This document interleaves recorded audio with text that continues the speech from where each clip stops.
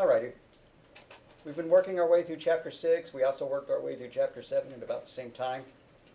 Did Chapter 7 first, actually, so we jumped down to 6, then we'll go back and pick up 7. But there's a concept that I want to make absolutely sure we have enough time for, which is the idea of creating classes and structures. And creating classes and structures is probably more important than anything else in this chapter. So, we're going to take a peek at this stuff, but we're not going to spend a lot of time on it, I believe. So, static local variables. We learned Wednesday that you can use global variables to hold data whose value exists outside of a function. I believe we did. Now I'm going to create a new file. Go and grab my boilerplate.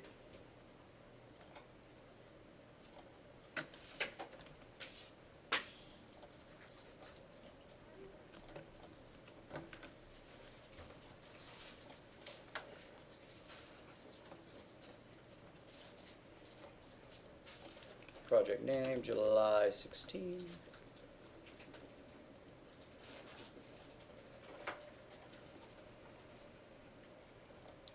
Right click on source file, add a new item, July16.cpp. Pasting into my boilerplate, IO stream and string, and why not F stream in case we're going to use files, whatever, probably won't. Okay, so what we did is we saw that you can create a global variable and you can have a function access that global variable. Usually if you're going to use a global variable, it's not just so that one function can access it, but multiple functions can. Like string name. You can have a set name function. Void set name, and it takes some kind of string and it sets name equal to that value. Name is equal to S. And then you can have another function called getName, which will return the value of that string. So since it's returning a string, the function had better be declared as a string. So string getName, but it doesn't take any data. So parentheses in parentheses like that. And then return name.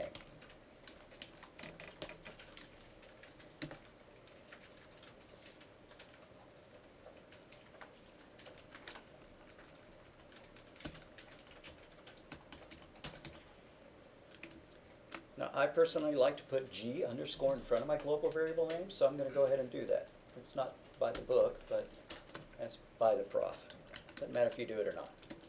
Just so that when I'm looking at code, if I see G underscore, I know that's a global variable located somewhere. If it was defined in this C file, great. If it was defined in another file, we'd find an extern statement somewhere.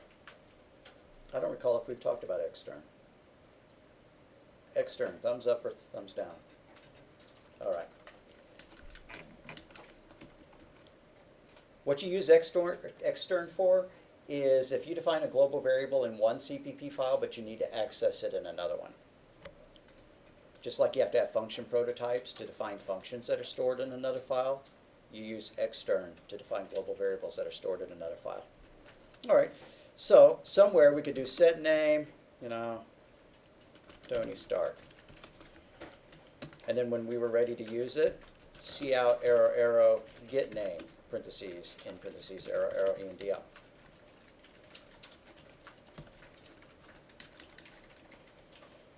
Now if we didn't see this implementation, if this was off hidden somewhere, if all we saw was main, kind of looks magical. Set name, get name. We don't know where that data is being stored, how that data is being stored, what's going on there. It's just magically working for us. We don't know that there's a global variable involved. We might be able to surmise it. And the reason we use a global variable is so that the data could be shared between two functions.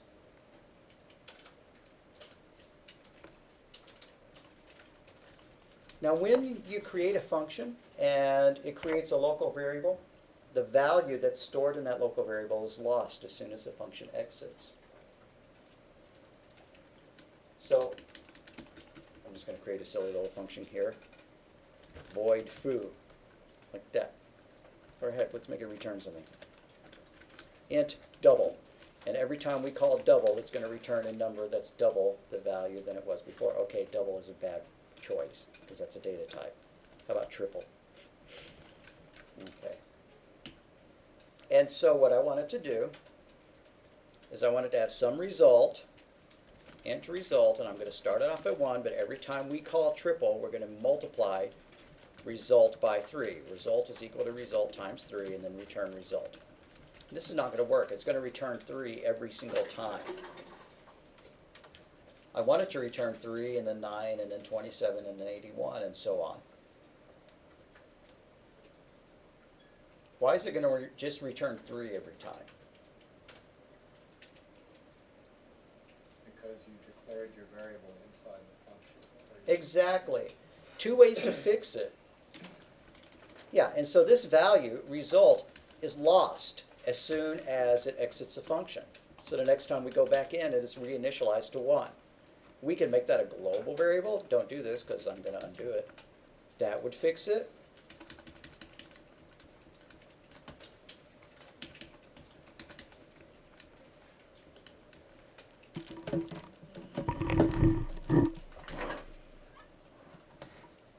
Or, wait, it's not a string. Or I can declare it as static. Static means don't lose its value when the function ends. Oh wait, that's wrong. I forgot to undo it. There. That's how it was before I made it a global variable. And then, okay. Anyways, if I made this static by sticking the word static there, what that means is don't lose the value of that variable when the function ends. Initialize it only the very first time the function is called. So the first time the function is called, result is set to 1. But the next time the function is called, it skips this initialization step. And so whatever it was set to, which would be 3, is maintained. And so then result is equal to 3 times 3. Then result is 9. And so the next time we call that function, this initialization step is skipped. Result was 9. And then 9 times 3 is equal to 27. Let's kind of prove that to ourselves. Let's call triple several times in a row, just with a couple of cout statements. Cout, arrow, arrow, triple, parentheses, in parentheses, arrow, arrow, ENDL. And do that just like 3 or 4 times so that we can watch this number increase.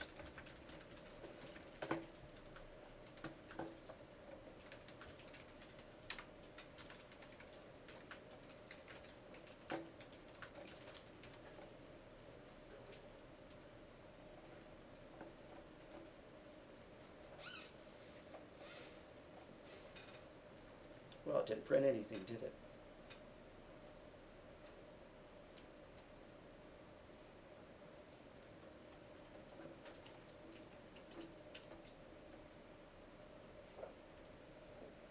What would that be? You had your system pause before the... Oh, thank you. Take that system pause, move it down to the bottom above return. Much better. All right, 3, 9, 27, 81.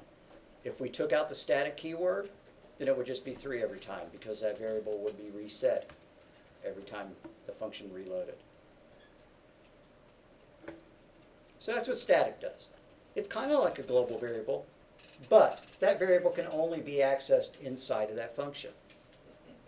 But it stays. It's static. It exists. That memory exists in some place other than where the local variables are stored. And the local variables are the ones that are erased every time they go out of scope. This one is not. Yes, sir. Oh, I'm sorry. Yeah, I missed the top part of the code. I typed in. This part? Yeah. Okay. Thank you for waving. I was ignoring them. No insult intended, Zach.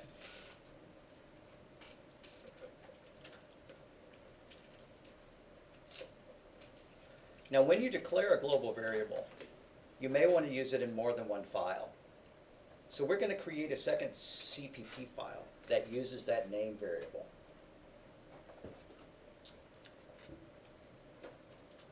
So to do that, you're going to right click on source files and do add new item and make it a CPP file and give it a different name.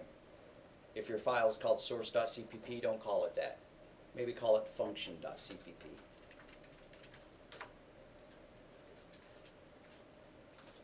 Are we good to go?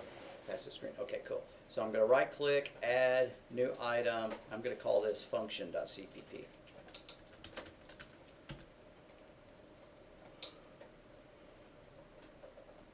I better put in at least a little bit of the same boilerplate. # include IOStream and # include string. Now I'm not going to put a main. We've already got a main. Your project had better only have one main or else it won't compile properly. It'll compile but it won't link. So when you're trying to run it, it won't work. But we can make a function that's going to use that global variable. Our global variable is called g_name. Let's write a function that says hello, followed by the name. So it'll print hello, Tony Stark, something like that. Void greetings, parentheses in parentheses, open brace. And I need to do the using namespace std as well because I'm using cout and I don't want to prefix everything with std : : So in my new one, using namespace std, it looks like our boilerplate, it's just that we don't have main. Okay, so we're going to cout hello, comma, space, end quote, arrow, arrow, and we want that name, g_name, arrow, arrow, endl. Now notice it's complaining. It doesn't know what g_name is. Just like if you don't have a function defined in the same block of code, above the code where you're trying to use it, you have to use a prototype. We have to tell this file what g_name is, or else the compiler doesn't know. And you use an extern statement for that. Extern string g_name. That's saying, by the way, we do have a variable called gname, and it is a string, but it's stored somewhere else.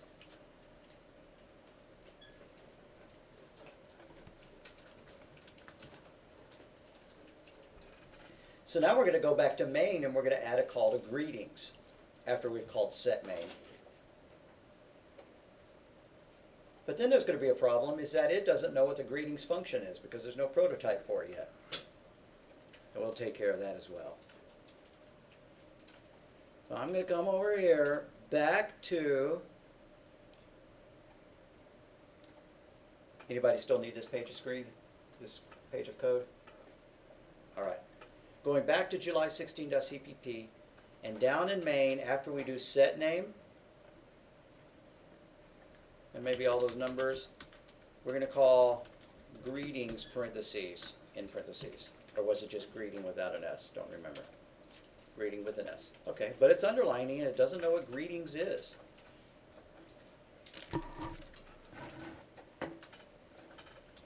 So we have to provide a prototype for it. Now, its prototype was of type void, had a return type of void, and it didn't take any arguments, so there's no parameter list. And just put a semicolon there because we're not writing the function out. We're just giving it a header. We're just giving it a prototype. Now when we build a file, it has half a chance of actually working. Build, rebuild solution, generating code, succeeded. There it goes. At the end of it, it says, hello, Tony Stark. So it ran into that other CPP file, ran that code, which used a global variable that was not defined in this CPP file. It was defined external to it, which is why we had the extern statement. Now when you start having multiple files and externs and prototypes, you should be putting that stuff in a header file. We should move that prototype to a header file, and we should move that extern to the header file. So if I was going to do that, I would come over here to Source Files, right-click, and create a header file. Add, new item, choose header file, and give it the same name. I don't care what name we call it, but I'm going to call it function.h.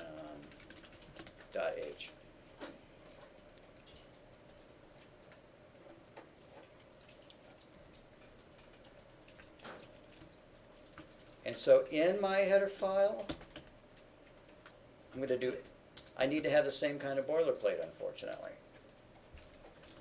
Pound sign, I know I need string at least because the extern is defined as a string, otherwise it doesn't know what a string is. I don't think I need IO stream because we're not using cout or END or L or anything like that. But I probably do need using namespace std. Okay, now let's define our prototype. Void space greetings, parentheses in parentheses, void greetings, parentheses in parentheses, semicolon. And let's define our global variable. Extern space string space g underscore name. Now go back to your other two CPP files. Remove the extern statement from one and remove the prototype from the other. And then we have to add a pound sign include, double quote, function.h to both of them.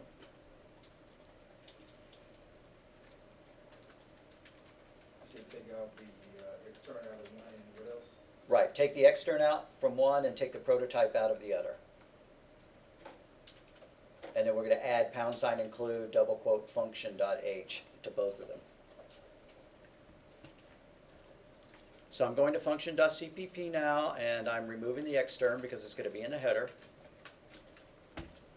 And so I'm going to do pound sign include, but when I'm doing include for a function that I've written, I don't use the angle braces, I use double quotes. Function.h. If you use the angle braces, it goes and searches the C header include path. We don't want it to go find. We don't want it to search some path for it. Our H file is in the same directory as our CPP file, and that's what the double quote specifies. Don't use the search path.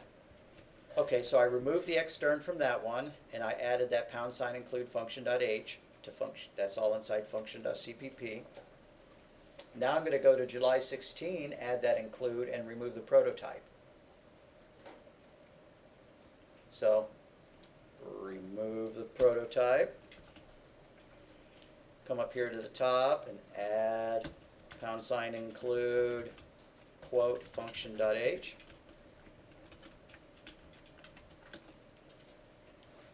So why didn't we put the global variable inside the header file? Because you want the global variable defined in only one place. And if we put it in the header file, the global variable would be declared in every file that included that header file. Since we have two files that include that header file, we'd have it defined in two places. That would not be good.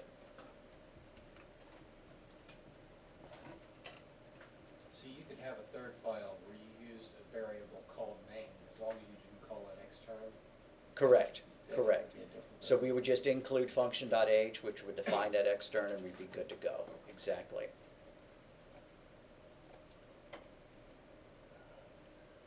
All right. So the code is hanging together. So we've seen what global variables do. We've seen how to define them. We've seen how to access them from other files with the return statement. And we've seen what the static function does. The static kind of creates a global variable, but it's only usable inside the function in which it is defined. But a static variable is one that is not destroyed when it falls out of scope. Now, when you become a Java programmer, the term static means something completely dramatically different. And when you do C++ classes, I believe that the static keyword means something completely dramatically different. And I wish they had chosen a different name for it, for what the use we're going to see. All right, let's go back to the PowerPoint. I should ask if we're all good. Are we all good, or do we need typing time? All right.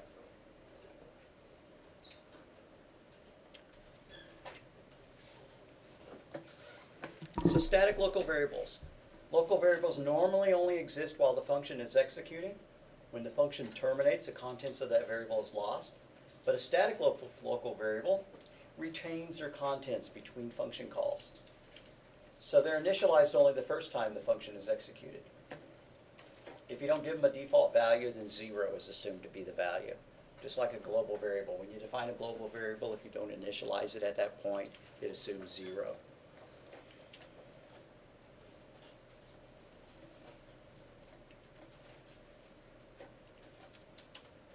Did I use static variables a lot when I was programming? No. And certainly I stopped using them when I went to Java, which doesn't have the concept. Default arguments. A default argument is an argument that's passed automatically if it's missing. We made this setName function over here in July16.cpp, and it took a string. So when we called setName and we said setName Tony Stark, but we could provide a default value. What's a default value? It's one that takes place if nothing else is specified. So let's do that. What's our default value going to be? I don't know. String S is equal to Iron Man. So if we call setName but don't give a value, then name is going to equal Iron Man. But if we call setName and we do provide a value, then whatever we provide is going to be what rules. So when I run it, since I didn't modify the call to setName, it's going to just give me the same output that I did before. Hello, Tony Stark.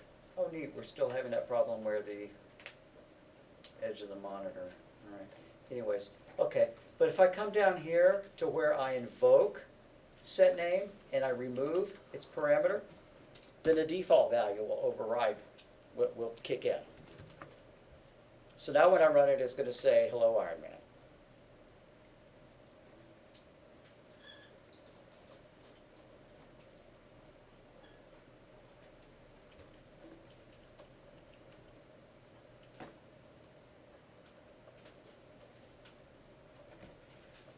So when you create a default argument, it has to be defined in the prototype. Now, our function didn't have a prototype, so it was okay to define it right there in the function. But strictly speaking, you should define prototypes for all your functions, and that is the place where you would put your default value. In Java, you don't have the concept of prototypes at all, so you just stick your default value where you define your method. Sorry, I didn't realize it before, but my static int isn't working. It's returning 1 every time. All right, let me come look.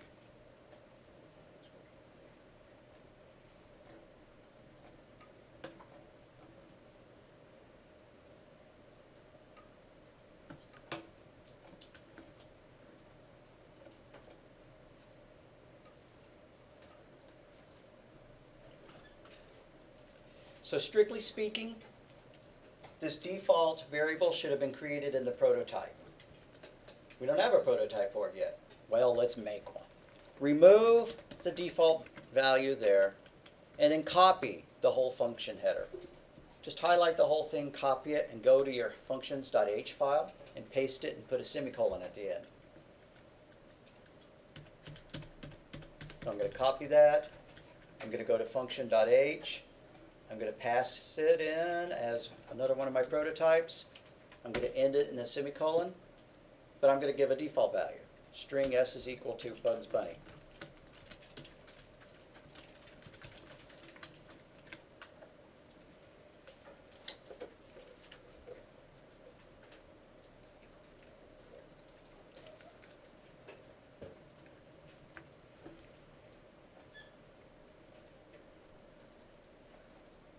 So, hello Bugs Bunny.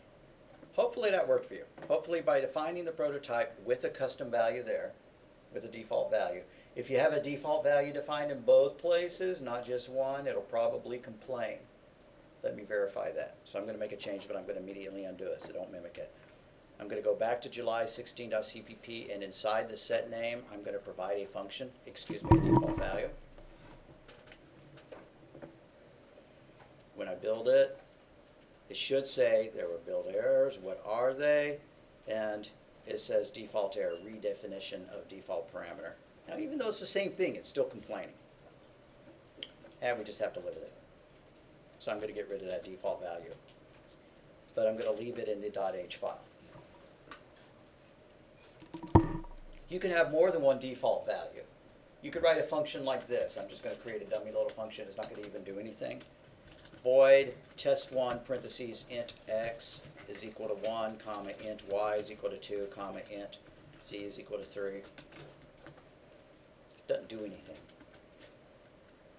But then when I was ready to call it, I'm going to cut that and paste it above main so that we can see it on screen at the same time as main. When I call it, I could call it like this. Test1, I could pass in 3 values. Or I could pass in 2 values. Or I could pass in 1 value. Or I could pass in no values. But if I pass in 1 value, if I pass in 100, which one's going to get the 100? The X or the Y or the Z? Yeah, it fills in left or right. So X is going to be equal 100, Y is 2, and Z is 3. If I pass in 100 and 200, it's going to be 100 there, 200 there, and then the default value is going to kick in. Here I'm specifying values for all 3 of them, so none of the defaults are going to work. Here I'm not giving any arguments at all, so all the parameters' default values kick in. There's no way to say, oh, I really would like for you to use that default value there, but I want to specify my own there. Unless C++ supports the idea of named parameters, let me Google that up. In C# and Java, you can get away with, in C# and Python, you can get away with a trick that'll let you do that. Okay, named parameters, C++. Bring named parameters in modern C++. I'm going to explore some of the classical ways to emulate named parameters. Okay, you can't.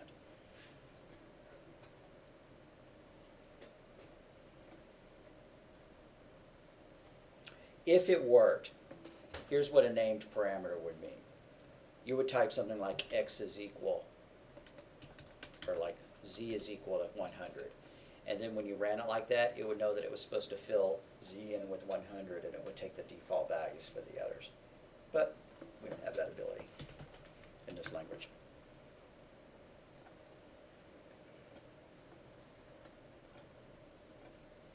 So if not all parameters well, I've already specified this. The default list ones have to be declared in the parameter list first, the ones without defaults. When I'm defining this, I could not do this. I could not say, oh, by the way, the first 2 are going to get defaults, but the programmer has to specify the 3rd one. No. The ones without defaults have to be defined first. And once I do that, one of these is going to get an error. Yeah, too few functions, too few arguments. And that's correct, because I have to provide at least 1 to fill in the X. He no longer has a default value. I do have the recording going, not? Yes, okay. Using reference variables as parameters. I think we did this already, but we're going to do it again. Reference variables are ones that let the function have access to the original data and not just a copy of it. Well, what does that mean? C++ is by default a pass-by value, a pass-by copy language, as is Python and Java and C#. However, Python and Java do not support what C++ is going to illustrate to you, which is pass-by reference. Pass-by copy means that the function gets a copy of the data. If I'm assigning the name Tony Stark to it, I'm writing the name Tony Stark. I'm taking a photocopy of it, and then I'm handing the function that photocopy. And if it writes something else on that piece of paper, too bad. I still had my original. So if we come in here, let's write a silly little main, another test function. Void, change it, and it accepts a string named S, and it sets S equal to Donald Duck. Now down here in main, I'm going to create a variable and I'm going to pass it into that change it function. And then I'm going to print it out. And I'm going to see if it prints Donald Duck. And the answer is no, it's not going to. So string whatever, S1, is equal to Goofy. Sorry, Zach. We're trying to minimize my profile. All right. So then we're going to call change it. I'm going to pass in S1, and then we're going to print S1 out. So change it, parentheses S1.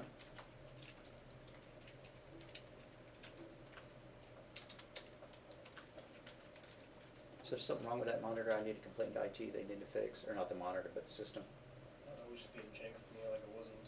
Wasn't like, yeah, Well, Visio Studio was having an error. That Oh, wasn't okay. working, so. all right.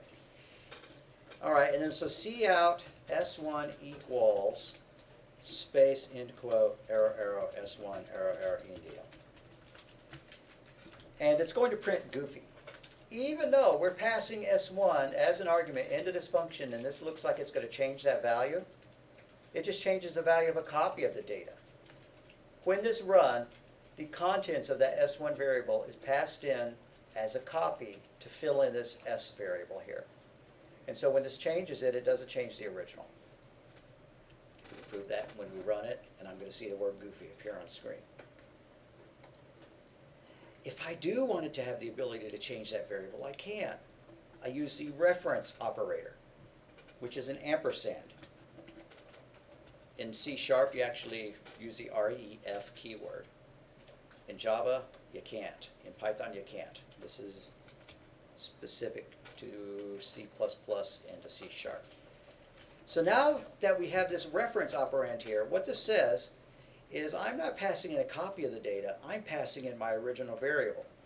So when that variable gets set to Donald Duck and I'm back out here, now the contents of this variable is changed. And so it says S1 equals Donald Duck. Why do you care? Because sometimes you want functions to be able to change pieces of data. You want them to be able to change, to modify the values that are being passed in. And if you're a pro programmer, you probably already know that you could return a value, right?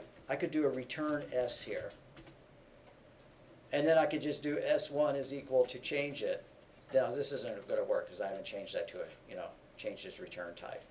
But yeah, that would change, that would pass Donald Duck back in and then overwrite that. But what if you want your function to change 2 variables or to pass back 3 variables?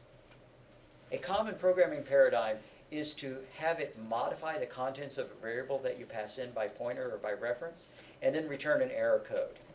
And you check the error code. And if everything was okay, if everything was great, then you use the value that you passed in or you use that variable. But if you get an error code, you don't use it. Something happened. We could duplicate that. We're going to write a function called div. And if one of the functions, if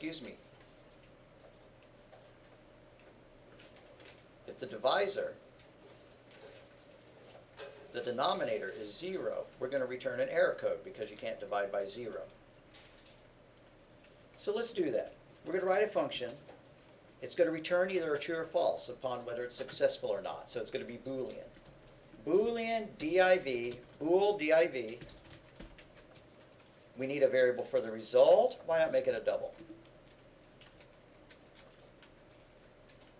And we want it to be able to be changed. So I use the reference operator. Double, ampersand, result, comma, int x, comma, int y.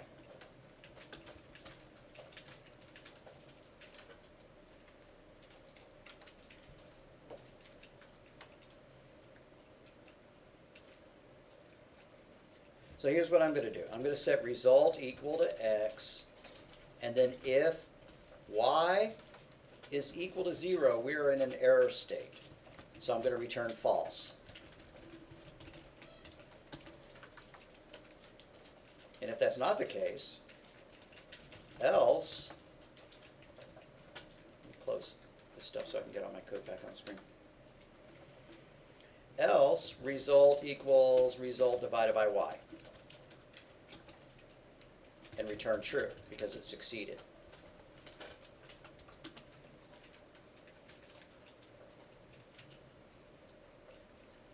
So now I'm going to create some kind of variable to contain or to pass into this div function. And I'm going to pass in 2 numbers.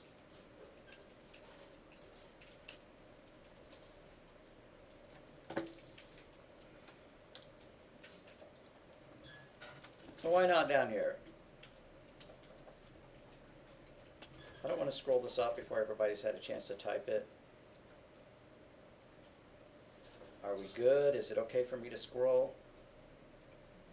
I'm not seeing anybody panic. Okay, so here we go down here. I'm going to do this. I need to declare a variable. I'm going to call it ratio.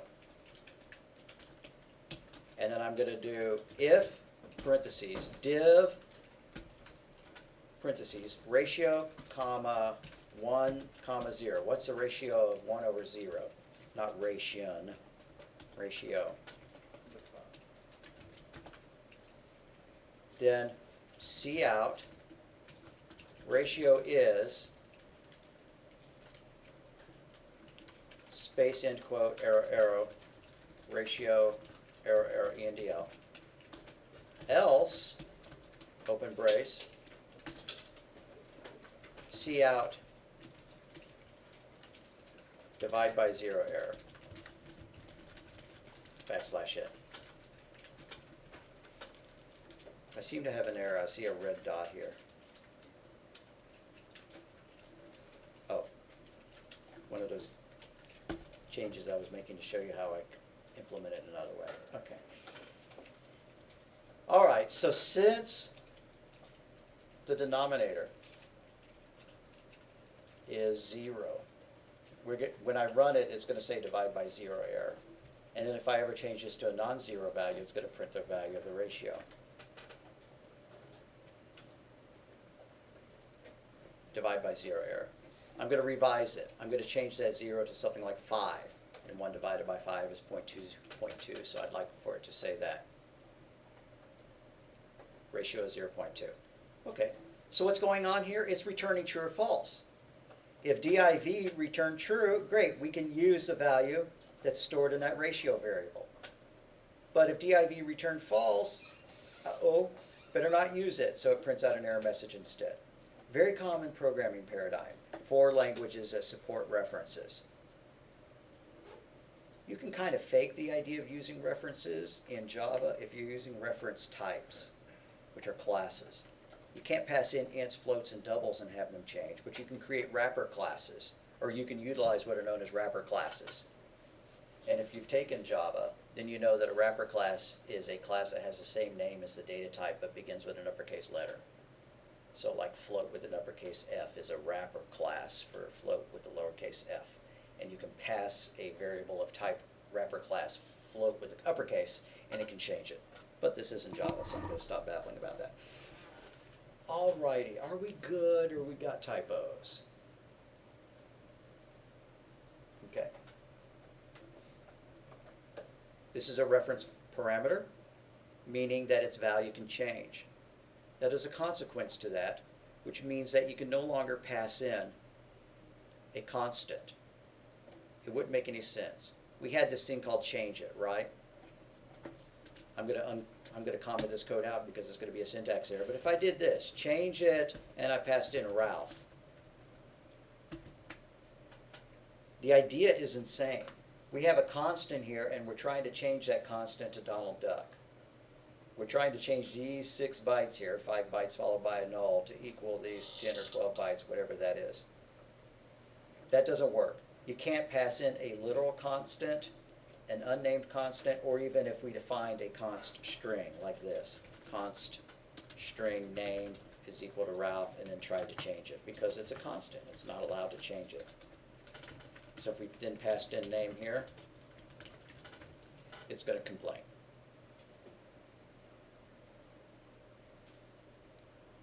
It's giving me a different error than I was expecting. I'm not understanding the error message, but it did give me an error message about it. All right, delete those 2 things. You can flag a reference variable as a const, which tells this function that it's not allowed to change it.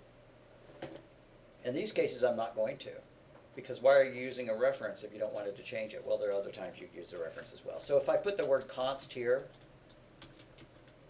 what it's saying is, yeah, I'm passing in result by reference, but you better not change it. So it's complaining there. Hey, you're trying to modify result when you declared it as a constant. Fair point.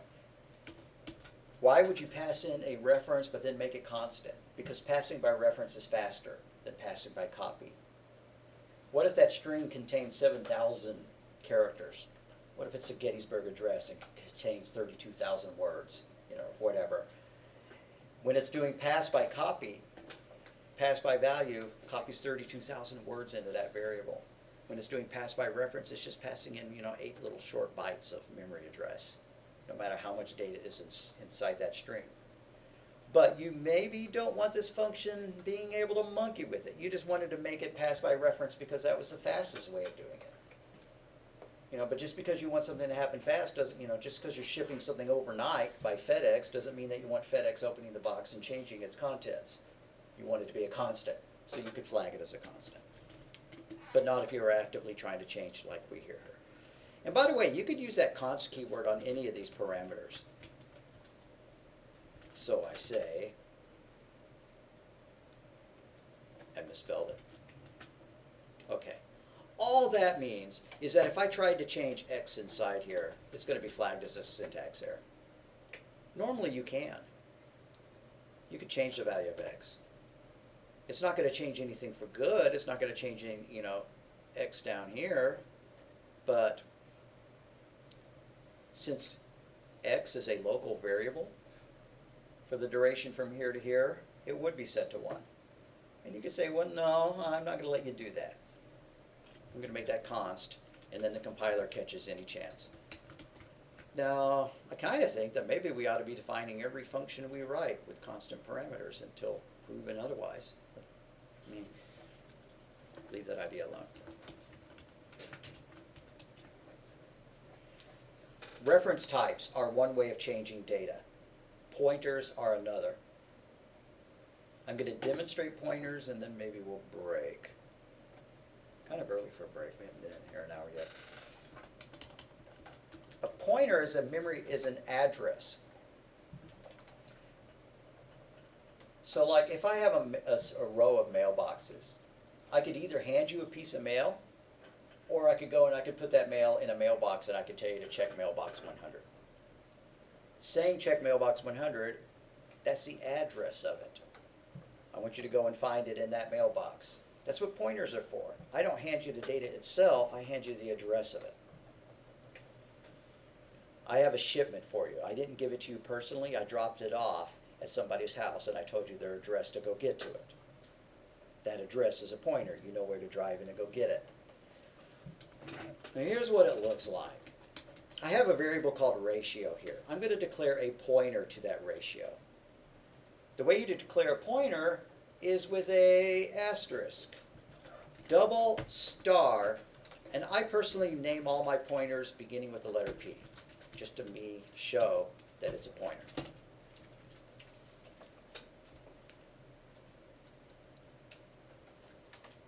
Now I'm going to get the address of that ratio variable and store it in my pointer. So P ratio is equal to ampersand ratio. What that says is I don't want the contents of the ratio variable, I want its memory address. And by the way, C++ and C# are probably the only languages you'll ever use that support pointers. Even in C#, they're probably not recommended, and the code will be marked as unsafe and will not run in certain contexts. Because if you have pointers, you can be writing to any memory address that the computer has in it. Now the operating system is supposed to capture that. Like if you've ever seen that error that says, you know, the program has performed an illegal operation, shutting down, and then your program closes on you. That's probably because somebody wrote to a pointer that contained an improper value in it, so it was writing to an address that program didn't own, and Windows caught it. And it's good that Windows caught it, because otherwise your programs could be modifying each other, modifying the way they work. A virus could come in and modify the way that your Outlook program is working by locating it in memory and then making some changes to it. Okay, so we have a pointer to it. I'm going to set, using this address, I'm going to set the value of ratio equal to 99.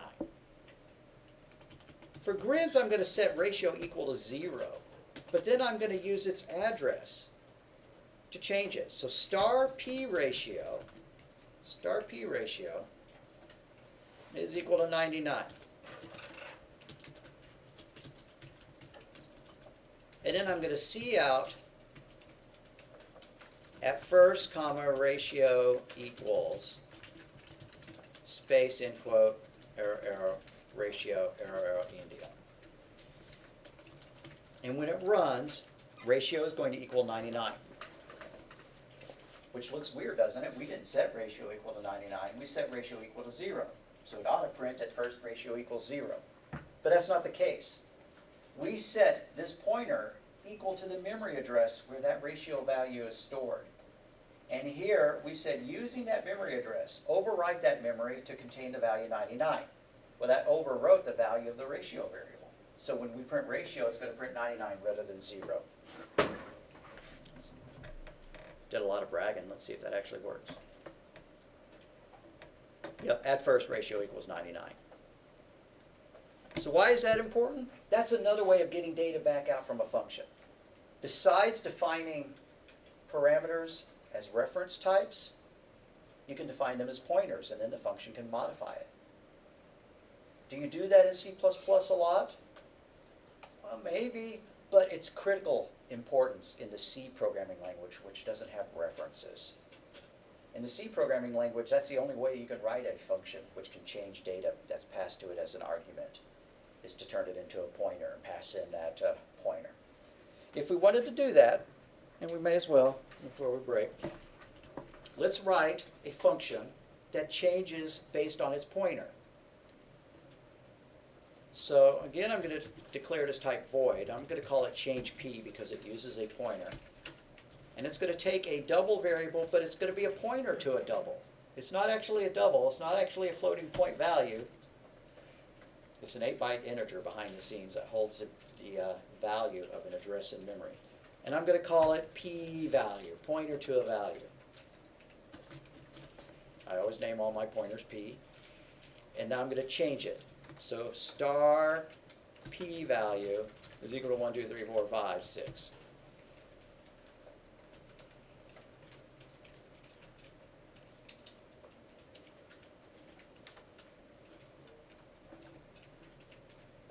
Now above that place where I say at first ratio equals, or maybe below it, I'm going to call change p. Change p, parentheses, and as its arguments, I'm going to pass in the ratio variable, but I really, between the parentheses. I'm going to pass in the ratio variable, but I really want to pass in the address. So I'm going to put an ampersand in front of it. That says don't pass in ratio itself. Don't pass in a copy of it. Pass in the address of it. Just like when I said I told you the address of where I shipped your delivery to, and now you have to go and get it. That's the way this is going to work. And then copy that cout statement and print it out again so that it says at first ratio equals, and then it says and then, comma, ratio equals, so that we can see it change values after those two things. Okay, if you need to see the change p code again, here it is. And here's where we actually call it. And I'm passing in ratio as an argument, but I'm not actually passing in ratio. I'm passing in a pointer to ratio. I'm getting the address and passing it in. And I defined the ratio parameter as being a pointer. And we can use that pointer to modify the memory that that pointer is indicating, that it's referencing. The technical whizzy term for it is called dereferencing. It dereferences this reference, or this pointer, to get the actual address of RAM, to store that out there. And maybe it'll work. Let's run it and see. All right. First ratio equaled 99, and then it equals 1, 2, 3, 4, 5, 6. So that worked.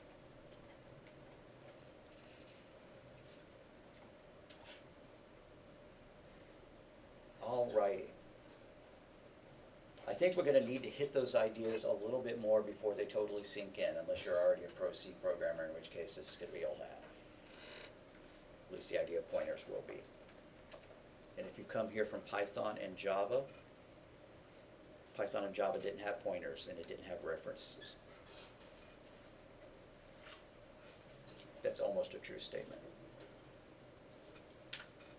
All right, let's break. Let's get back here at about 15 after.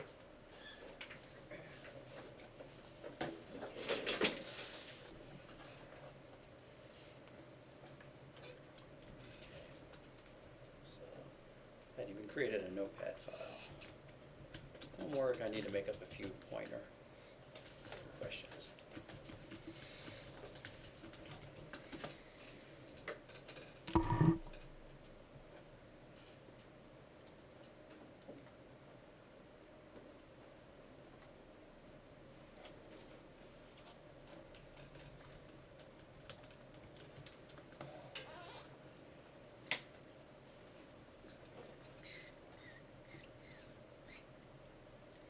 So a reference variable is an alias for another variable. It's defined with the ampersand. I wonder if you can define them right in line here. Like if I did this, int x, and then I did int ampersand y is equal to x. Is that proper syntax? Yeah, sure is. And now we have two things that are the same. If I set x equal to 3, then y is equal to 3. If I set y equal to 100, then x is equal to 100. Neat. Let's prove that to ourselves. X is equal to 100, and then let's see out x, followed by a space, followed by a y, followed by ENDL. And we'll see 100 appear twice in our output. Yep, 100, 100. So, I'm going to add a comment here. Y is a reference to x. The book calls it an alias. Y is an alias of x. Just like if you have James Bond and he has a cover name, still the same person. Y is the cover name for this x variable. I have no idea why you would do that inline in the code like that. But as a function parameter type, it's very useful, for the reasons that we've already discussed.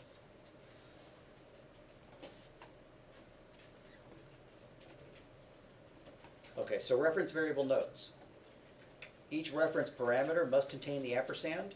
Every one of them that you want to pass in by reference has to have an ampersand. The spaces aren't important. You could type int ampersand x, or you could type int space ampersand space x, or any combination of the two. You have to use that ampersand in both the prototype and the header.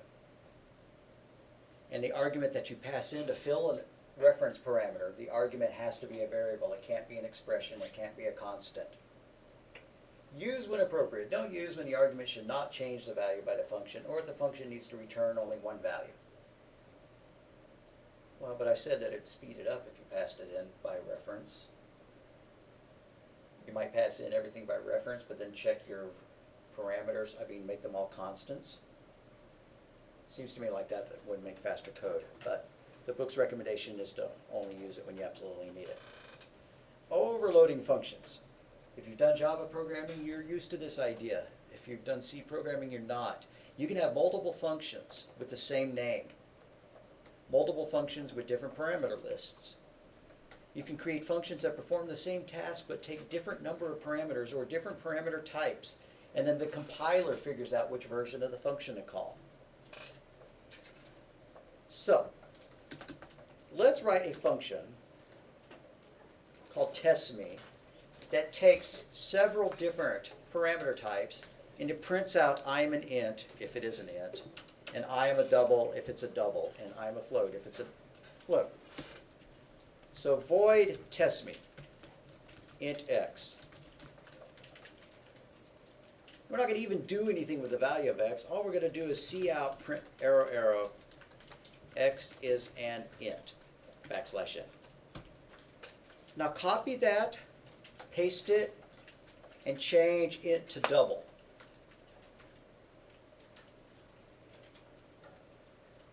And then change it to string. So I'm going to copy those scant 5 lines of code, including the braces. Paste, I'm going to make int a double. And so then it's going to say x is a double. And then I'm going to paste it once more and change that int to a string.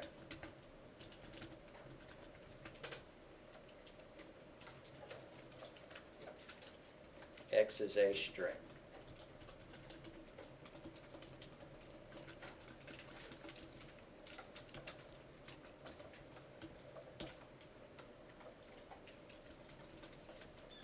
So down here in main, I'm going to call those three. Test me, parentheses 1. I'm just going to pass a 1 in. And then test me, parentheses 1.0. That should say that it's a double. And then test me, parentheses, quote, the word 1, O-N-E, end quote.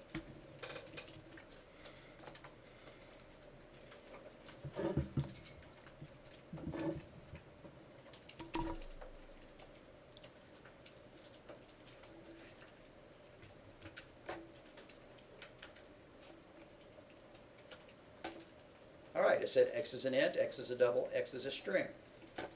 So how's that working? They've all got the same names. How does it know which one to call? It inspects the data type, the compiler does. It builds a table of all the different functions named testme. And it looks and it sees which one is most closely compatible with this data, this argument type. It looks for something with an integer type, because that is an integer. If this one wasn't defined, if we deleted that function, it would call the double version. I'm going to do that. Don't make that change, but I'm going to delete the int version and run it, and we're going to see that it says that there are two doubles. Double string. And the reason why is the compiler was happy enough to convert this int to a double, since there wasn't a type with a parameter declared as int. But if we provide it with one, that's the one that it's going to hook up to. So it stitches this one to call this one. And then it inspects this calling type. Well, that's a double, so it looks for a floating point type to invoke. Okay, that's good. And then this is a string, and so it ties it up during the compilation stage with that function. That's when you're changing the variable type. But you can also change the variable, the number of them, the number of parameters. Let's write a function called add that takes 2, 3, and then 4 different values and returns their sum. So double add double D1, comma double D2. Return D1 plus D2. Now copy that. And let's make a version of add that takes 3 arguments, D1, D2, and D3. So double D1, comma, double D2, comma, double D3. And so we're going to return D1 plus D2 plus D3.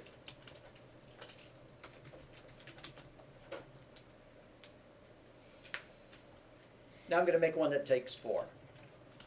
So double D1, comma, double D2, comma, double D3, comma, double D4. And it's going to return D1 plus D2 plus D3 plus D4.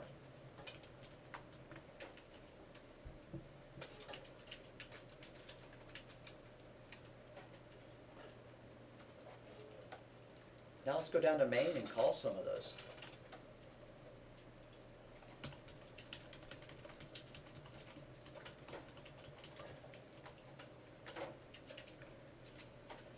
So I'm going to C out, arrow, arrow, double. Why am I calling it double? C out, arrow, arrow, add 10, comma 20. Arrow, arrow, ENDL.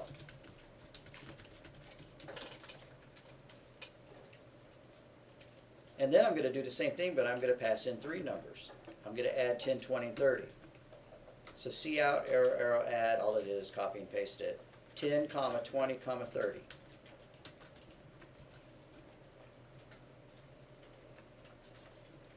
And then C out, arrow, arrow, add 10, comma 20, comma 30, comma 40.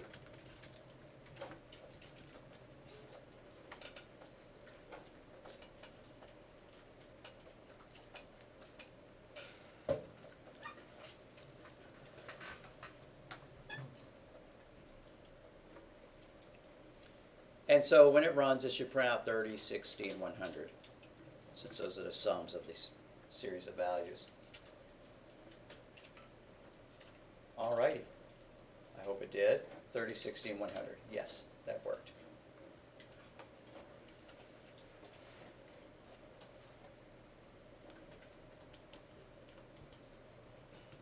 You can't do this in C, but you can do it in Java. I do not believe you can do it in Python. So this may be the first time you've seen this. It's kind of neat. In a way, you could fake this behavior by adding some default values. What would have happened if we'd done equals 0 there, and then given that a default value, and that a default value, and that a default value? That would have worked just as well. We would not have had to have created all these overloaded versions if we'd done that. But, so where this really shines is not just in defining multiple length variable lists, but in multiple types. If we called double with integers being passed to it, they would be converted to doubles, and the thing that we would get back is a double. But we might want to write a version of, I keep calling it double. If we wrote a version of add that accepted ints, then they wouldn't be converted to doubles. They would just return an int, which may be exactly what we want. So let's write one more version of add, which just takes 2 ints. So int add, parentheses, int I1, comma, int I2. And what's it going to do? It's going to return I1 plus I2, semicolon, end brace.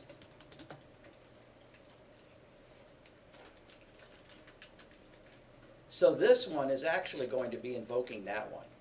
Not that we can really tell, but since these two are ints, this is the closest match. So it's going to run that version of it. If we change one of these to be a double, then in order for that to work, it would find the version of add which accepted doubles as parameters rather than ints. Oh, neat. I'm getting an error here. More than one instance of overloaded function matches the argument list. Neat.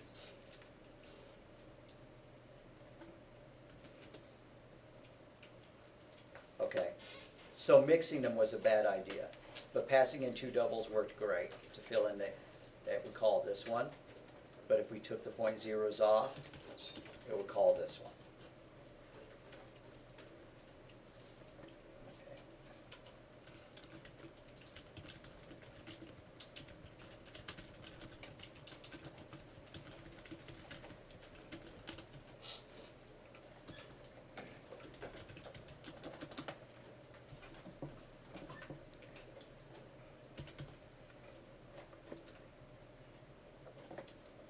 Alrighty, that's probably the end of the chapter. Well, of course it thinks it needs to go a little bit further. But here we go. Use these overloaded functions. Get dimensions with 1 int, with 2 ints, with an int and a double, and a double and double. So we could write 4 different versions of the get dimensions function. One that accepted 1 int, one that accepted 2 parameters, both ints, and various combinations of ints and doubles. The exit function. Exit is like return, except it doesn't leave just the current function, it kills the program. If the program is in such a bad state that it just needs to stop running, you can call the exit function. So it can be called from any function. Return out of main causes our program to end. But what if you're down in the guts of a function that called a function that called a function that called a function? A return will not kill the program, it'll just return to its calling function. But exit will kill the whole program and return whatever value you specified back. So it's used for the abnormal termination of programs, and you have to include a specific header file for it. I can't think of a good reason to use it at this point, but here's the example. Exit, passing a 0 back to the operating system.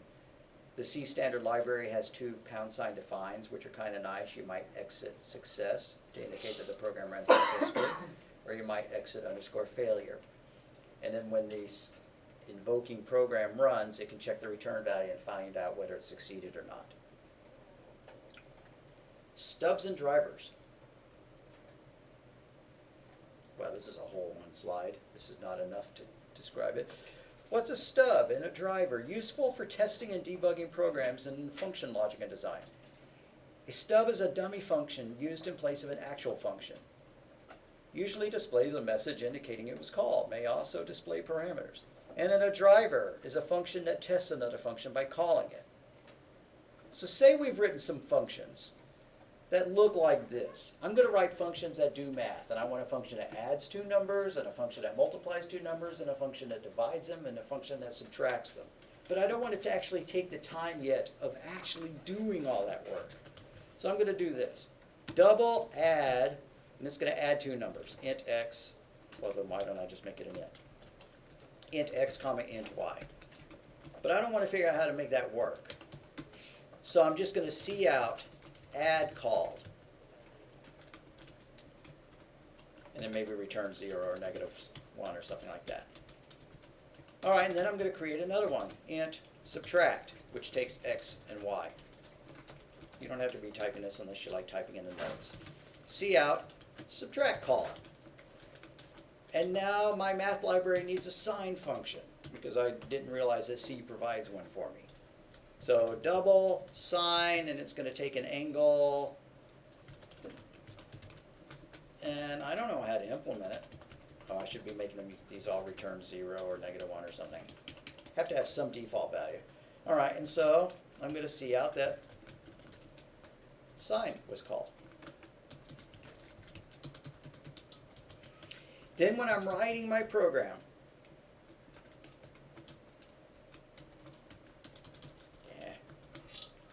down in int main, I'm going to do stuff like this.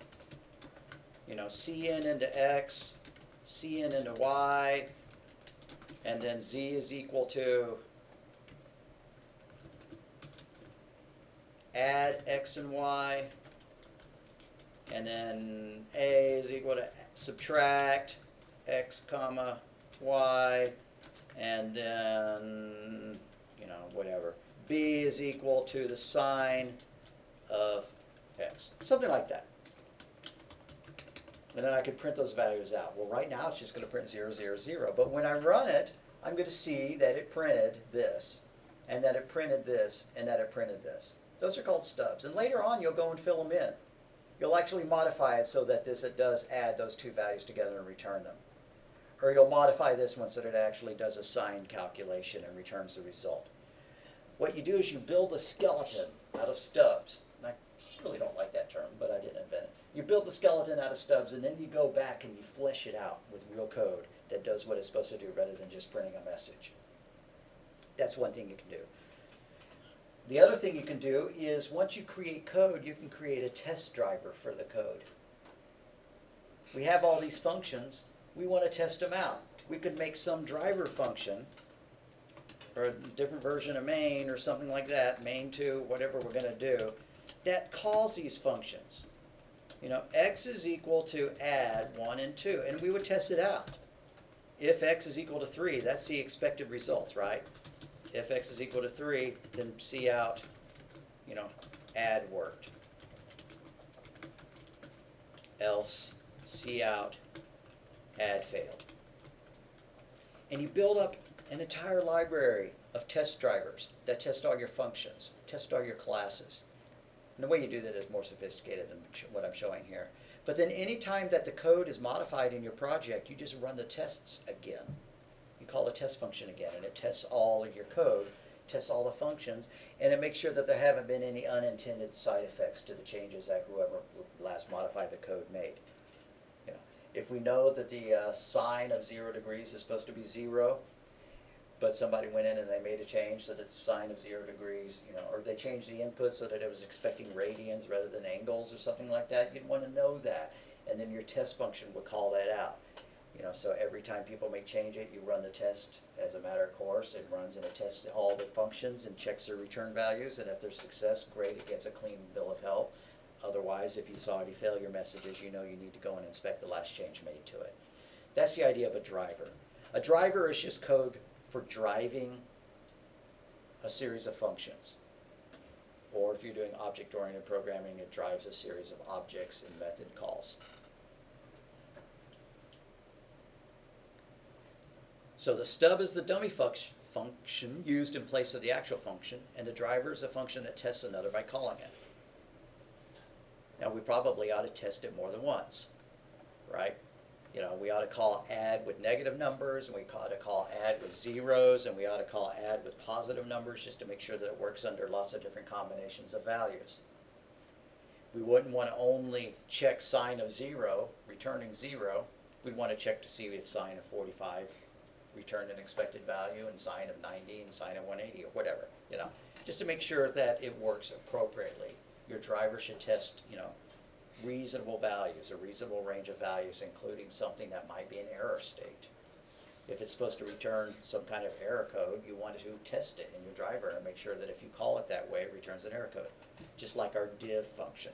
Remember our div function returned an error code or returned false if 0 was passed in as a divisor. You would want to check that out. All right, that's the end of the chapter, I believe, so we're going to start talking about something else. We're going to talk about structures, because structures lend themselves. A structure is a primitive class, or a class is a structure with functions added to it. That is an almost true statement. So what is a structure? A structure is a set of data. So far, we've just been dealing with one piece of data at a time. I have one name, I have one age, I have one height, I have one weight.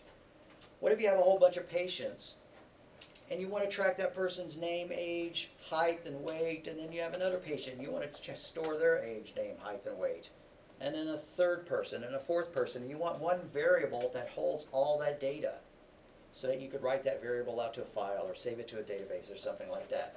You can do that with a structure. A structure is a data type that you create. So far, we've been using data types that they've given us, ints, floats, doubles, and strings. But we can create our own data type. What if we had a data type that had, you know, both the numerator and the denominator, and we called it fraction? We could do that. We could create a data type for storing fractions, and it would need two parts. It would need two ints rather than just one. Let's play with that idea. Let's go to our code and create a structure called fraction. I'm going to stick it above main. So struct space fraction. End brace, closing brace, semicolon. And I'm going to list what a fraction has. It's got a numerator and a denominator. I'm just going to call it n and d. So int n, int d.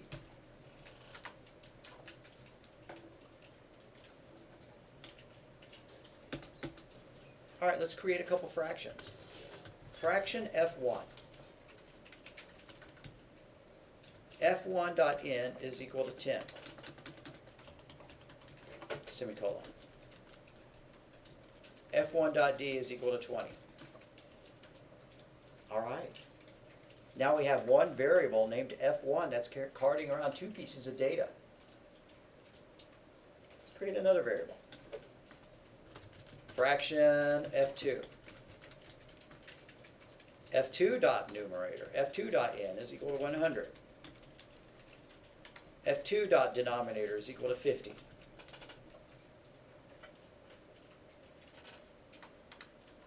Now let's write a function that takes a fraction as a parameter, as an argument, and then calculates it. Divides, you know, the numerator by the denominator and prints it. But first let's compile it, make sure I haven't gotten any egregious syntax errors. All right, so far so good. What I should do is I should move my structure to my header file. But I'm not going to do it. I'm going to leave it there. All right. Okay, so we're going to write a function that takes a fraction and converts it to a double just by doing a division. And if d is a 0, it's going to blow up. We're not going to write the code to handle that situation.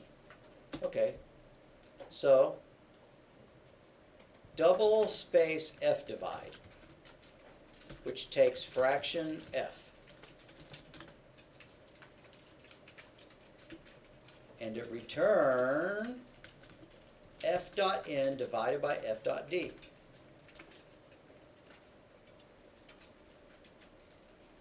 So we're passing in two bits of data with one name. F is a structure that contains two pieces of data, two variables, n and d.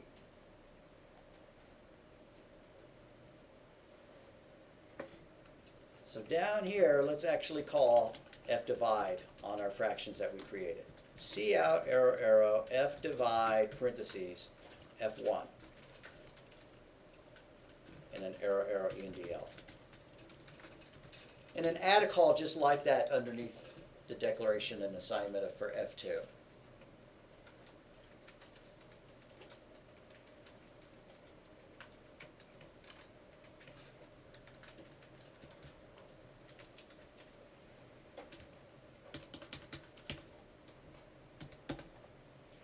So underneath where I declare and assign values for F2, I'm just going to do the same thing. C out, arrow, arrow, F divide, F2. So now when it runs, it ought to print 0.5 and 2, because 10 divided by 20 is 0.5, and 100 divided by 50 is 2.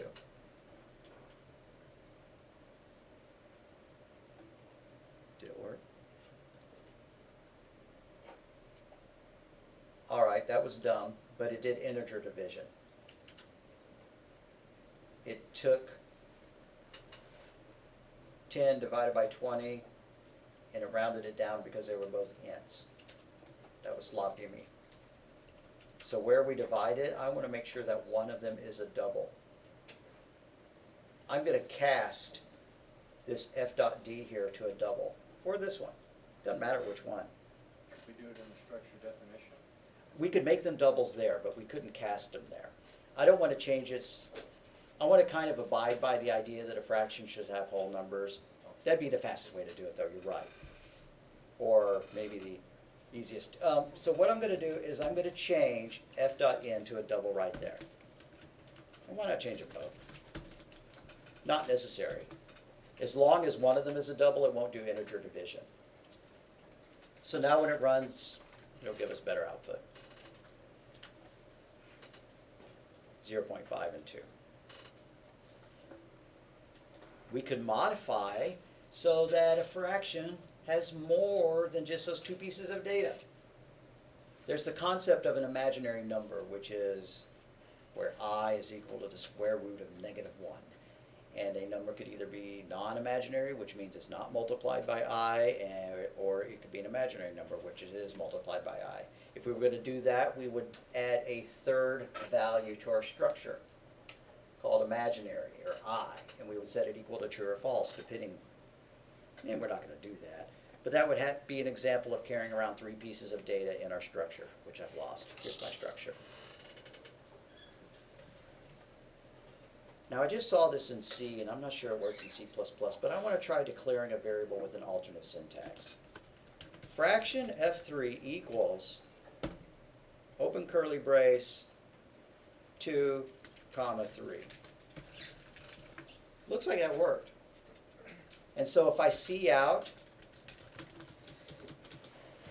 arrow, arrow, F divide, parentheses F3, arrow, arrow, ENDL, it should print out 0.66666, whatever. What's going on there? This is filling in the first member of the structure. This is filling in the second member of the structure.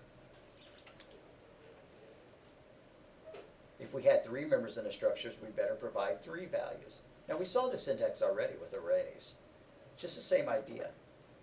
The only problem with doing it like that, that's all neat and all, but what if we went and we changed the order? What if I went up here to my structure and I decided that D ought to go first because I want things sorted alphabetically? Well, that's completely changed this, but it hasn't changed this. But that's a shorthand way. Now, a class is a structure with methods, with functions attached to it. And I say that because conceptually that's true. C had structures. C++ took the idea of structures and added classes. However, in C++, they also turned around and said that a structure and a class are the exact same thing. It's just that the members of a structure are public and that the members of a class by default are private. Now, what the heck does that mean? Okay, what we're going to do is we're going to go and make one of these private. See where it says int d? If I do this, private : int d, What that means is that nobody should be able to change int d except for something inside the structure. That causes a bunch of compilation errors. I'm going to wind up deleting that line. But if you go and look, if you find one of those errors, see where I'm trying to set f2.d? I can't, because d was supposed to be private, meaning inaccessible to call and code. And it says member fraction d is inaccessible. It doesn't specifically say that it was declared as private. I could make it public. I could come up to my structure and say public : int d, but that's already the default for a structure. Every member of a structure is by default already public.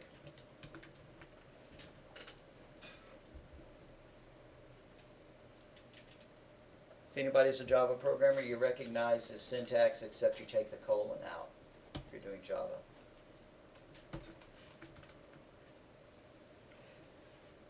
Now, they already are public since it's defined as a structure, so I'm going to delete those. I guess I'm just going to add a little comment here, or I'm going to copy this and paste it into our very few nodes that we've got. I may not even bother. Okay.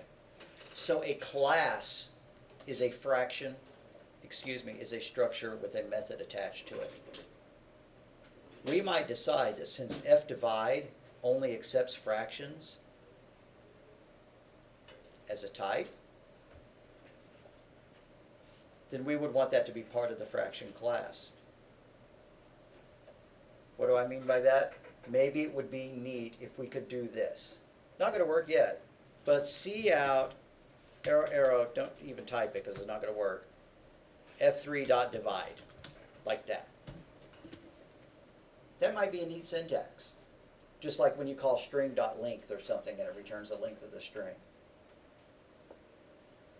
So if you take the two numbers, the numerator and the denominator's arguments, and it would automatically divide them. Exactly. I'm not going to modify the fraction one to have that, but we're going to write a BMI function where you pass in the height in pounds and the weight in, whatever, height in pounds. We've done the BMI calculation before, so we know it like the back of our hand. How well do we really know the back of our hand? Do I stare at my hand a lot? I don't know. So anyways, I'm going to define a class. It's going to be a class because I'm going to put methods in. I'm going to call it class BMI. And some people say that all classes should start with an uppercase letter. That is a Java thing. Java programmers follow that religiously. C++ programmers not so much. Okay, so the class is going to have two parts, and then it's going to have a function. We need to decide whether the variables are going to be public or private. If we make them private, then main won't be able to set them. Something else will have to set them. So I'm going to make them public for now, even though the default for a class is private. So public : we could make them ints, but why not make them doubles? Double height _ in _ inches.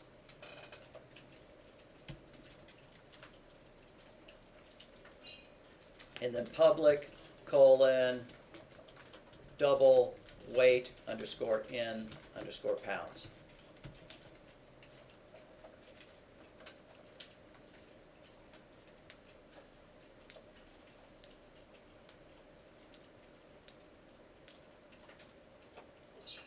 Now let's add a function. Public : and it's of type double, so it can return a value. Double space calculate. Parentheses in parentheses.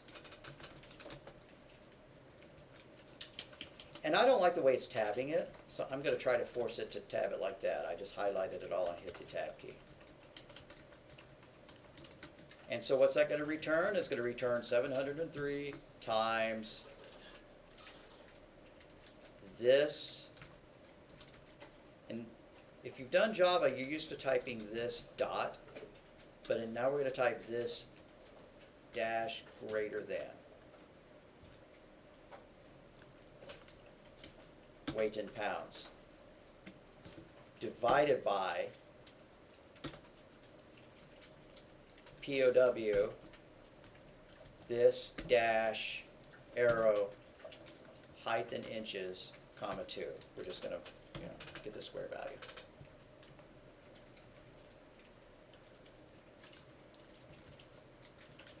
The only reason I did this is because it made it easier to type. I was able to select it from the pull-down list. You don't have to do that. What this keyword means is that the variable that follows it is a member of this class. So weight in pounds is in fact a member of this class, as so is height in inches. If you type this dash arrow and you give a variable name or a function name that's not part of the class, it won't compile. I like the this keyword. I use it all the time. One of the reasons I like it is because I can type this dash arrow and it pops up, a list of all the functions and all the variables that are contained in that class. Makes it easier to type. All right, down in main, let's create a BMI. So BMI of Fred, BMI space Fred equals, and Fred is 72 inches tall and he weighs 200 pounds. And then BMI of Beth, and she's 62 inches tall and weighs 150 pounds.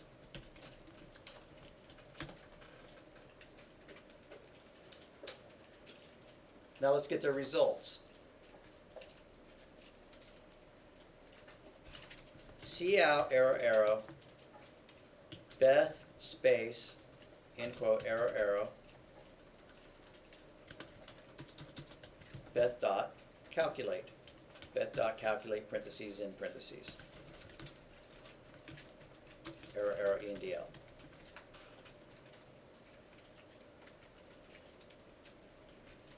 And then C out, arrow, arrow, Fred, space, end quote, arrow, arrow, Fred dot calculate.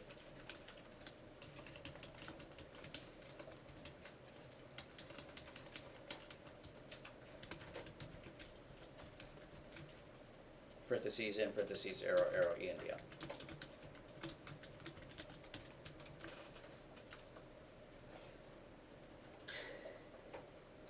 All right, so Fred and Beth have remarkably similar BMIs. That was not my intention. I just randomly picked those numbers. Whatevs. Okay, so we've seen the idea of a class.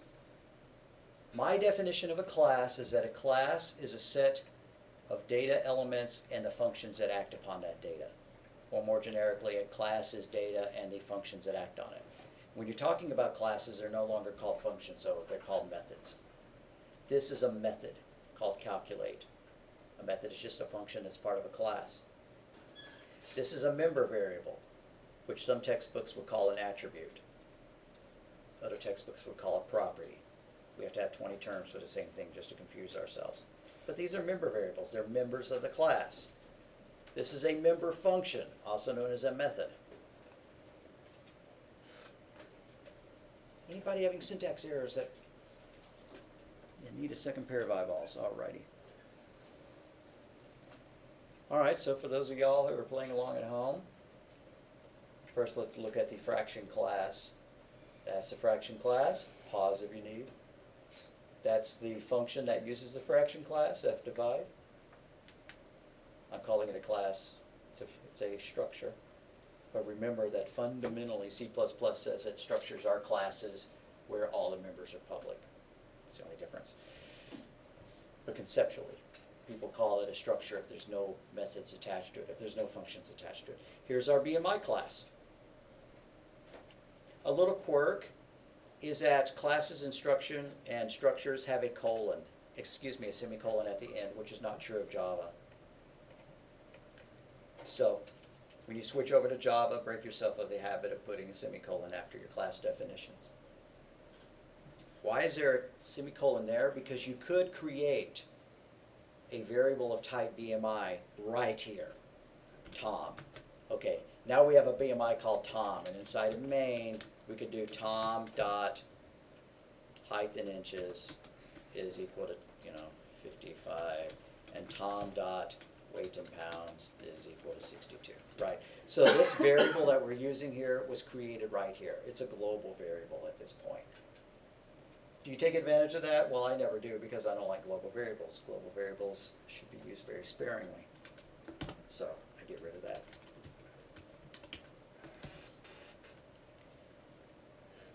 Structures and classes are a good way to set up data, to organize. If you have groups of data that are related conceptually, I have a patient and I need to know that patient's name and their birth date and, you know, their height and their weight and their current temperature and blood pressure. I could create a class that had all that information. Class, patient. Now I'm not going to make them public because we're not going to actually use the class. But I might want a name or first name, string first name, string middle name, string last name,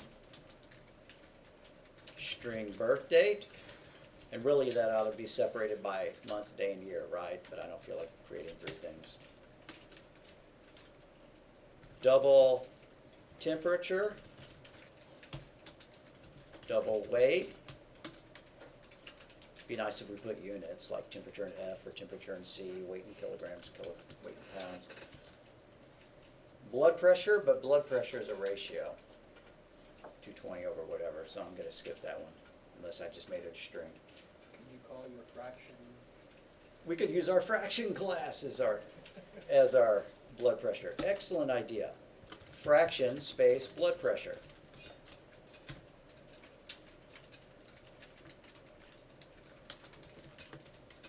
All right, now we have a patient. We could create a patient and we could set all of that data. We would have to make those public, though, in order to set them.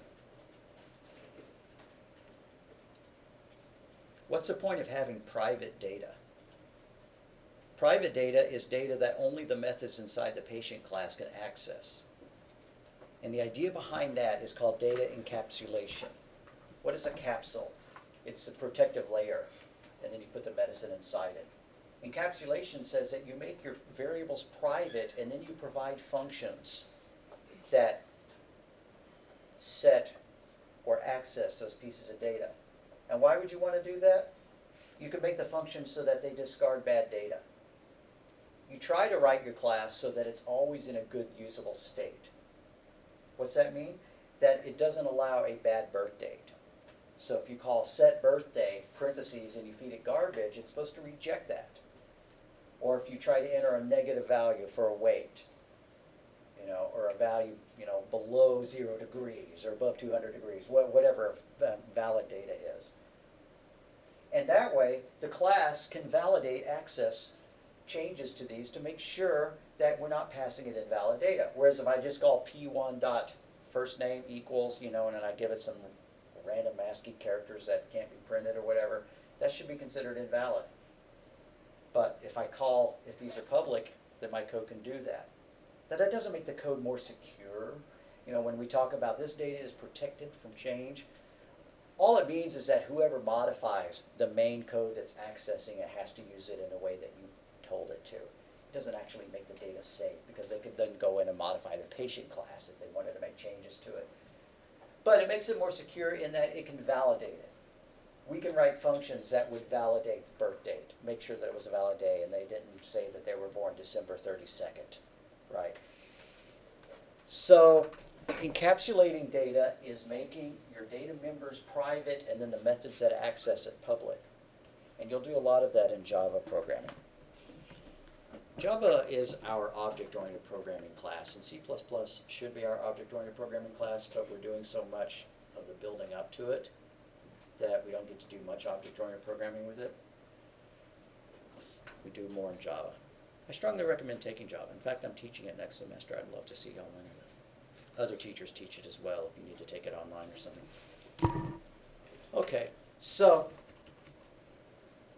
that's about enough of the patient class. That may be about enough of object-oriented programming altogether.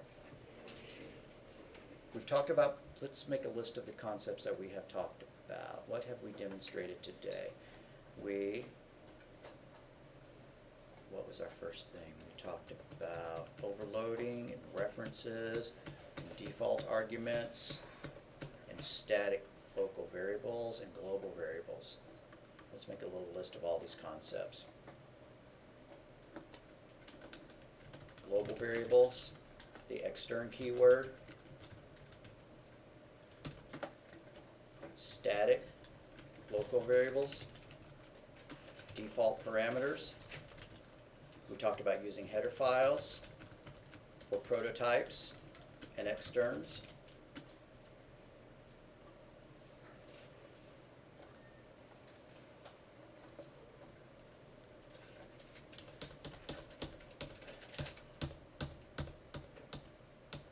Reference types and passing by reference.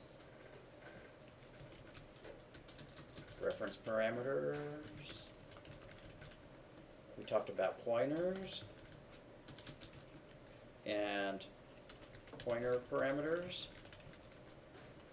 Then we talked about structures. And we talked about classes. Now, which of these things were not in our PowerPoint? This one was not in PowerPoint. This one was not in PowerPoint. This one was not in PowerPoint. And this one was not in PowerPoint, meaning that when you go and you take a quiz, you're not going to see references, no pun intended, to those four things. But you do need to learn that, and everything else that's, in the chapter before that. All right, let's see what kind of homework we had cooked up for chapter 6, and if I want to add something to it.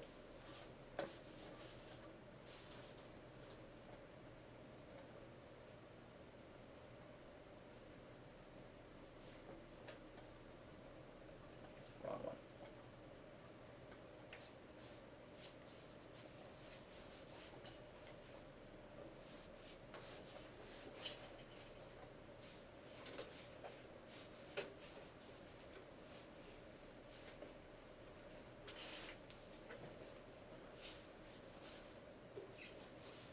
Wow, really? The summer class is getting a lot further along than the fall class I taught. I wonder why that is. That cannot have been the last homework assignment. Well, I'm not going to worry about that. Okay. We need to cook up a good homework assignment over this.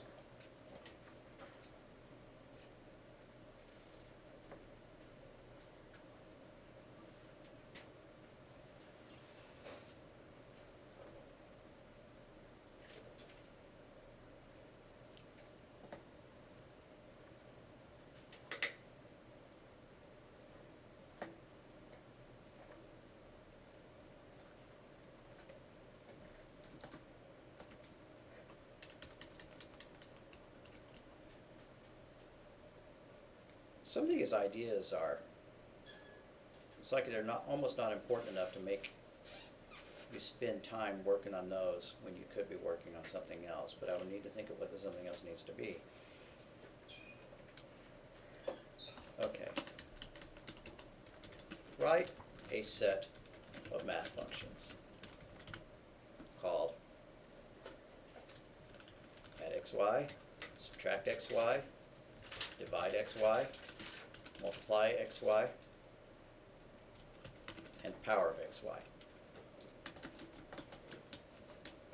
They should look like this. Void add xy, double x comma double y, and so on. But you're going to modify them to have a reference type as well for passing back the answer. Now, we already went to some way towards doing this.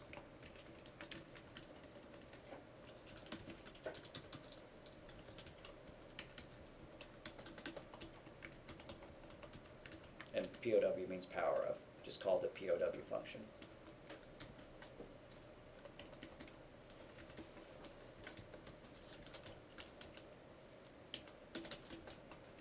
So in effect, these are your stubs, but you're going to modify them first.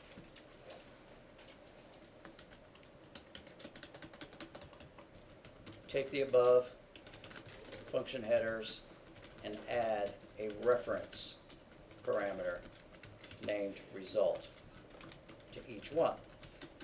modify the functions to perform the calculation. You know, x plus y, x minus y, x divided by y, x times y, and POW of x to the power of y. And pass the answer, the result back with the result reference parameter.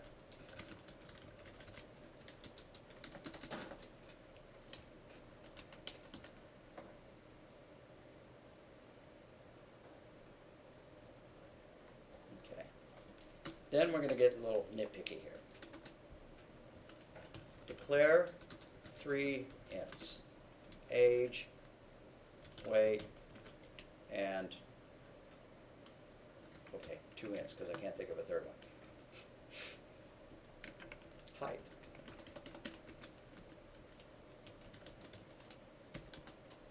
Create 3 pointers.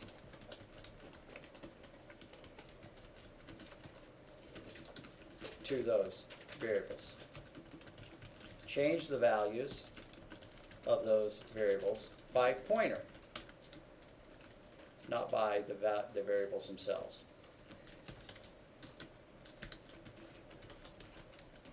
And then print the original variables out. So if the other one was part 1, this is part 2.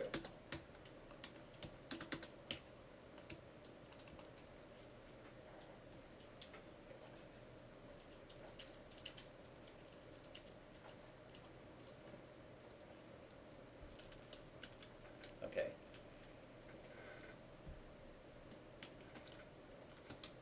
And part 3, overloading functions.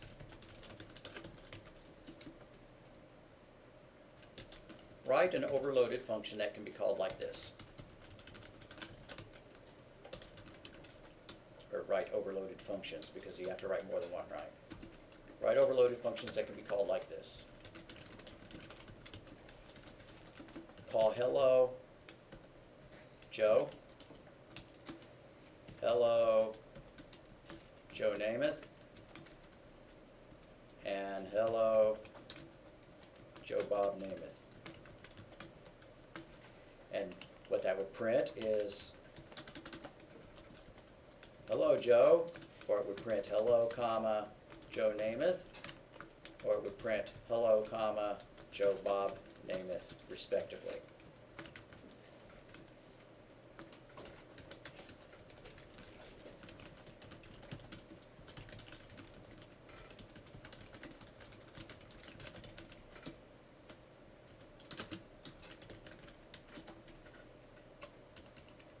Okay, if you get stuck on the pointers, that's okay. You can skip it. It's not part of this chapter. We give examples. I'd like for you to take a stab at it, but if you get stuck on it, you don't have to do it. Certainly this is a part of the chapter. Part 3 is part of the chapter, and certainly using references is part of the chapter. So I really would like for you to get parts 1 and 3 done. I'd also like for you to get part 2 done, but don't skip turning it in just because you can't get part 2 done. You can also text me for help, of course. Alrighty, are there any questions over that homework? Did it look comprehensible as I gave it out? Hope so.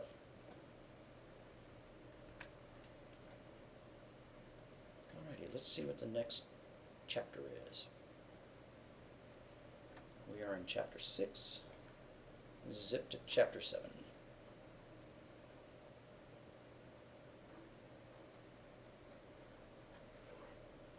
Well, that's not right.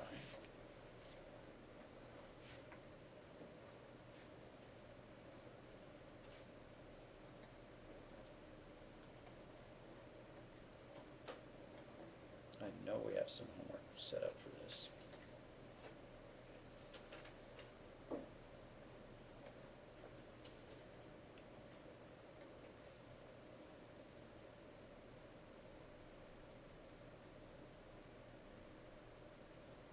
Alrighty. Have we done arrays yet? That's because we jumped ahead, we did chapter 7, and then we went back to chapter 6. Okay. Let's see how far we got in chapter 7. It's hard to say. It's not taking me to the correct place. That's a drag.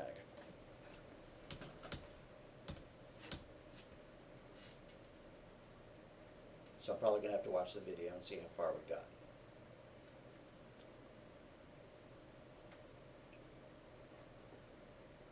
As a refresher, an array is a series of contiguous values in memory that share the same name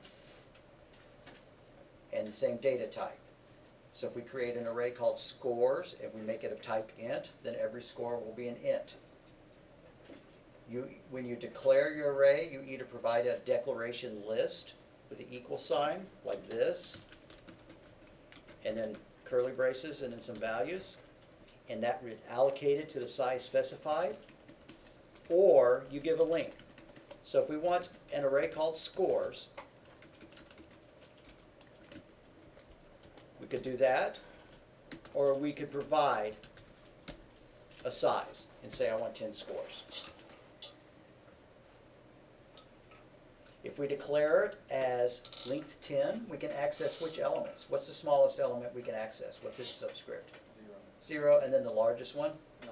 9, right. 0 through 9 is 10 elements, just 0 based rather than 1. N minus 1, where n is the number of elements in the array.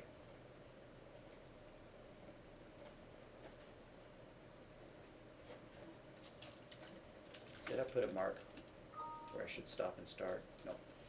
Dadgum. You reference the elements of the array just like you do list items in Python with square braces. Except you can't do fancy tricks like using -1 there to mean the last element like you can in Python. Negative elements produce errors. You use loops to step through an array. Typically, you will start off at 0 and your counter will go less than the size of the array. So int count is equal to 0, count is less than array size. Now you may have calculated the array size by using the size of. Size of array divided by size of int, or size of array divided by size of double. In this case, it's an int, so we could do that. We could calculate num items equal to the size of numbers divided by size of int, like that. I goofed that up. I should have put a semicolon there. Okay. And then we could count up to numbers, num items. But we've already got a constant called array size, so we would just use that. And I can tell that I'm going to just need to stop and figure out where we were, because we definitely got past this. We were all the way down in using references in our loops. The last note I have is copying an array to another array. That sounds right. Copy.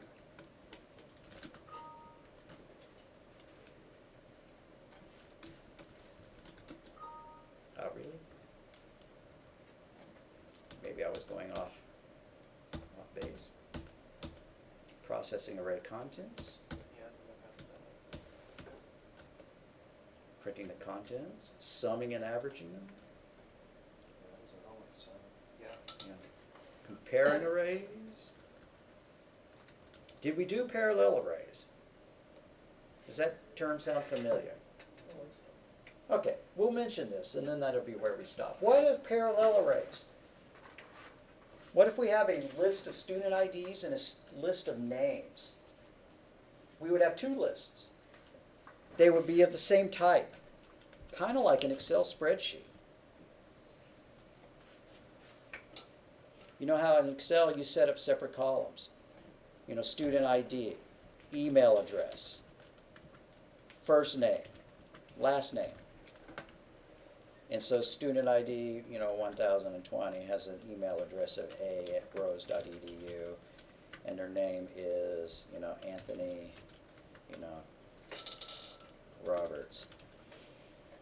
And then we could keep on adding elements.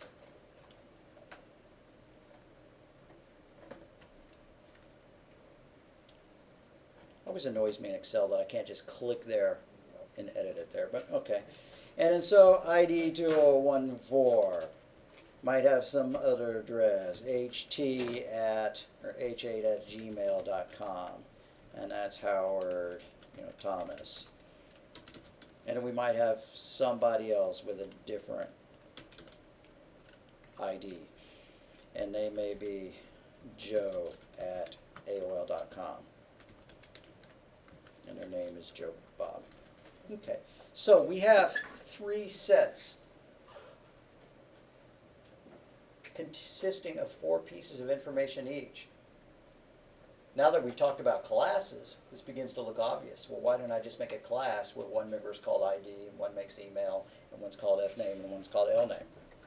That would be too easy. We're going to do it with arrays. So with that information, I'm going to declare 4 arrays that have this information built into it.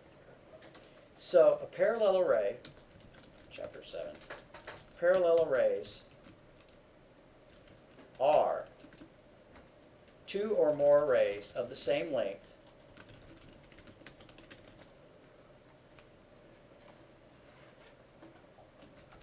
where the elements are conceptually linked. Conceptually linked, or logically linked by index number.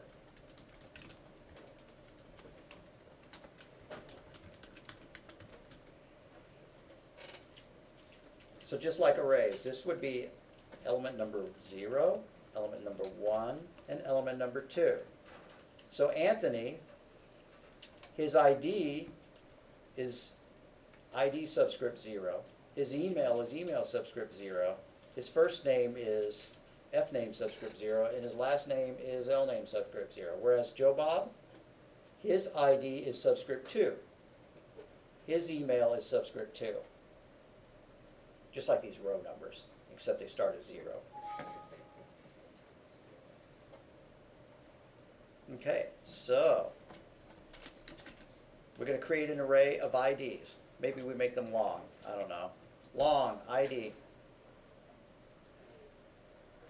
is equal to, and we're going to add in those 3 values, 10203, comma 2015, comma 20654. Now let's create a list of email addresses. String email is equal to, and we had 3 of them, a@rose.edu,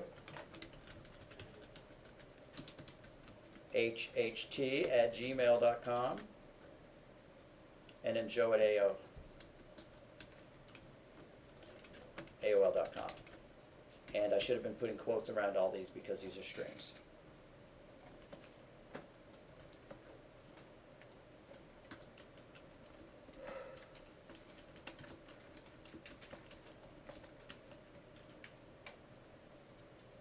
Now we had a 3rd column, fname, Anthony, Howard, and Joe. Those sounds like strings. String fname is equal to, let's initialize it, Anthony, Howard,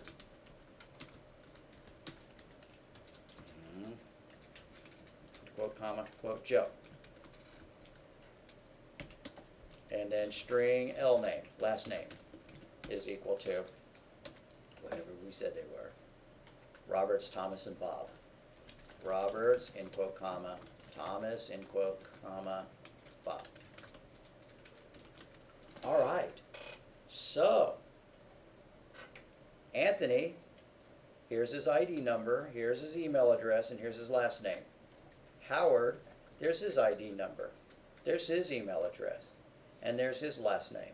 And Joe, there's his ID, his email. So if we wanted to print Anthony out, it'd look like this. C out, ID subscript 0, followed by a space, followed by email subscript 0, followed by a space.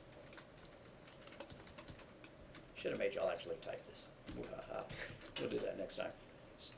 Arrow, arrow, fname, subscript 0. That's enough. Keep it all on one page, or one line. And if we wanted to print the second person out, we would just replace all those zeros with ones. And when we wanted to print the third person out, we'd replace them all with twos. Now, whenever you see numbers like that, you think to yourself, oh, I could use a loop to do that. Right? We could print out everybody in this by iterating a counter from 0, 1, and 2. And that would look like this. For parentheses int I is equal to 0, I is less than 3. We ought to actually get the length of it in a better way. And then I plus plus. And I'm just going to copy one of these cout lines and replace all those zeros with i's.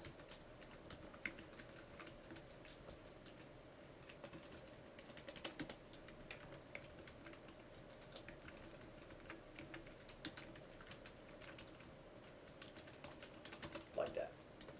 And that would print out all the data that we have on these rascals. So these are fractional, not fractional. These are partial arrays. They're not partial arrays either. Where my brain is finally fried. Parallel arrays. Parallel arrays are arrays of the same length where the elements are logically linked by index number. Email subscript 0, fname subscript 0, lname subscript 0.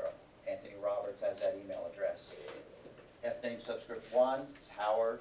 Lname subscript 1 is Thomas. His email address is HHT. Hope that makes sense. It's just like columns and rows in a spreadsheet. Do they have to be of the same type? No, absolutely not. Although we have 3 strings here, one of our columns, one of our arrays, is an array of longs. And an array can be of any type. We could have an array of fractions, since we created a fraction class or structure. We could have an array of patients, since we created a patient class. We could have an array of BMIs, since we created a BMI class. One of these arrays in this parallel array could be an array of fractions representing something or whatever, or BMIs for each person. So that's a fractional, why do I keep saying that? Because I'm tired, we need to go home. This is parallel arrays. We're going to do an example of parallel arrays in Thursday's class, in Wednesday's class. Then we'll probably work more on pointers or classes. Classes would be a better topic. So we're going to zip ahead and look at the PowerPoint for classes. Because once we have the idea of loops and arrays and writing functions down, you know all there is to know about basic programming, basic procedural programming, which we do, especially since y'all have taken 1113. So I'd like to try to zero in on object-oriented programming for the last several lectures. But we got to finish off the array chapter. And that's where we are, the partial arrays.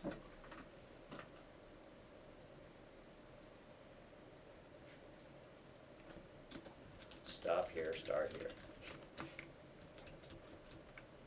All right, gang, let's end early. I'll make a Dropbox, please, since you had several .cpp files and an H file, upload either all 3 of those or zip them together and upload the result.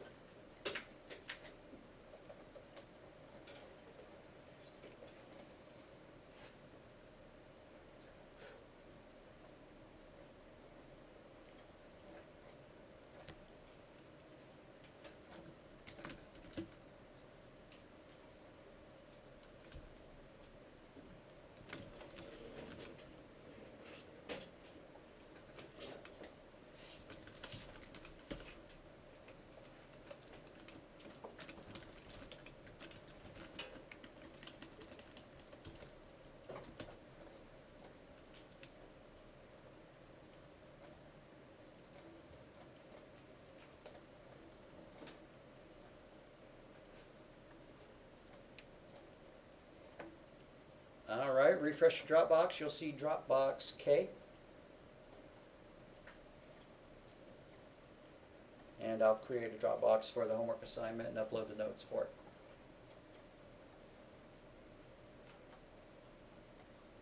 All righty, any questions? We're getting out a little bit early, so if you need to hang out and talk about homework, that's cool. Because you know I hang out later, typing up the notes and stuff like that anyways. All righty, I'm going to stop the recording.